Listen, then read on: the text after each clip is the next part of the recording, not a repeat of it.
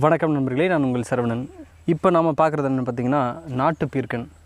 இந்த பீர்க்கன் வந்து பார்த்திங்கன்னா நம்ம கிட்டத்தட்ட ஒரு 20 வருடங்களுக்கு முன்னாடிலாம் பார்த்திங்கன்னா ரோட்டு ஓரங்கள்லேயும் அதுக்கு முன்னாடி காலங்களிலுமே பார்த்திங்கன்னா ரோட்டு ஓரங்கள்லேயும்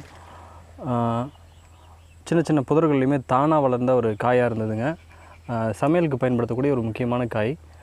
பதார்த்தங்களில் வந்து அந்த காலத்தில் பயன்படுத்தின நாட்டு காய்களில் ஒரு முக்கியமான பதார்த்தம் இது. இன்றைக்கி வந்து பார்த்திங்கன்னா நம்ம நாட்டு பதார்த்தங்களுடைய பயன்பாடு வந்து நம்ம சமையலில் ரொம்பவே வெகுவாகவே குறைஞ்சி போச்சுங்க. சும்மா ஒரு கொடி மட்டும் நம்ம மரத்தில் ஏற்றி விட்டோம். அது எந்த அளவுக்கு வளர்ந்துருக்கு பாருங்கள்.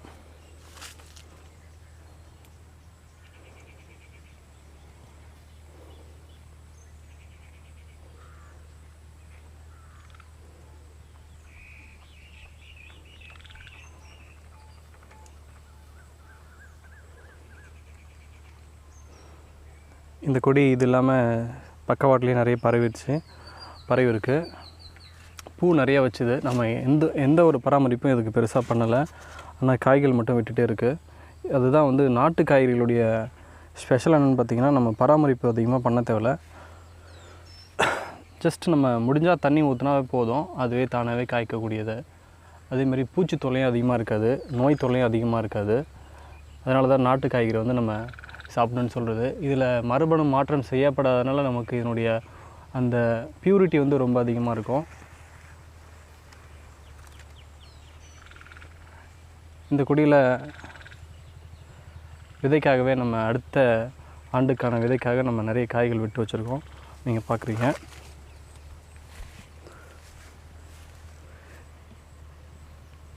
இந்த மரம் முழுக்க பார்த்திங்கன்னா அந்த பீர்க்கன் தான் ஏறி இருக்குது.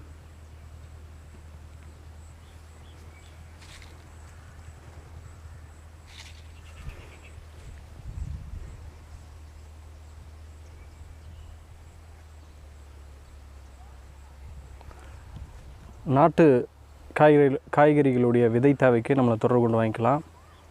தேவைப்படுகின்ற நண்பர்கள் நம்முடைய தொலைபேசி எண்ணுக்கு வாட்ஸ்அப் மூலமாகவோ இல்லை அழைப்பு விடுத்தோ தேவைப்படுகின்ற காய்கறி விதைகளை வந்து கேட்டு வாங்கிக்கலாம். தரமான சுத்தமான நாட்டு காய்கறிகளுடைய விதைகள் கிடைக்கும்.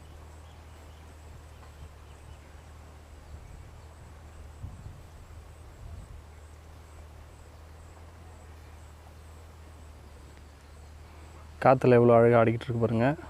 ஒரு பிஞ்சு பீர்க்கன். இதுக்கு மேலேயும் நிறைய காய்கள் இருக்குது, காட்டுறவாங்க. இங்கே ஒரு பெரிய காய் இருக்குது பாருங்கள். இதெல்லாம் விதைக்காக அப்படியே விட்டாச்சு, தெரியுதுங்களா?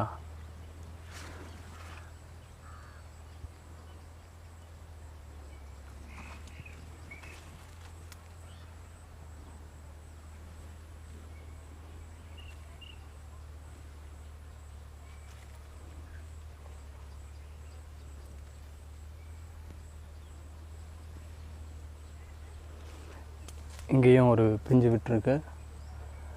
இந்த கொடிகள்லாம் வந்து பார்த்திங்கன்னா ஒரே கொடி தான். இதுதான் அதனுடைய வேர் இருக்கு பாருங்கள். இதுக்கு நம்ம களை எடுக்கலை, ஒன்றுமே பண்ணலை. ஜஸ்ட் இவ்வளோ புதர் மாதிரி இருக்குது பாருங்கள். அப்படியே இந்த மரம் முழுக்க பரவிடுச்சு. இங்கே மேலே ஒரு பெரிய காய் இருக்குது பாருங்கள்.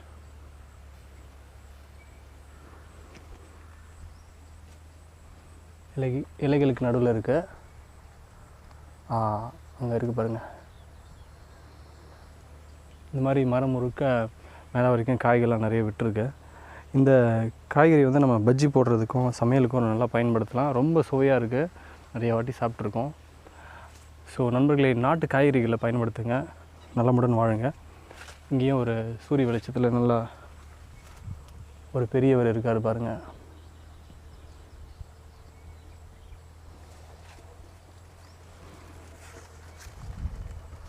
தெரியுதுங்களா? நன்றி.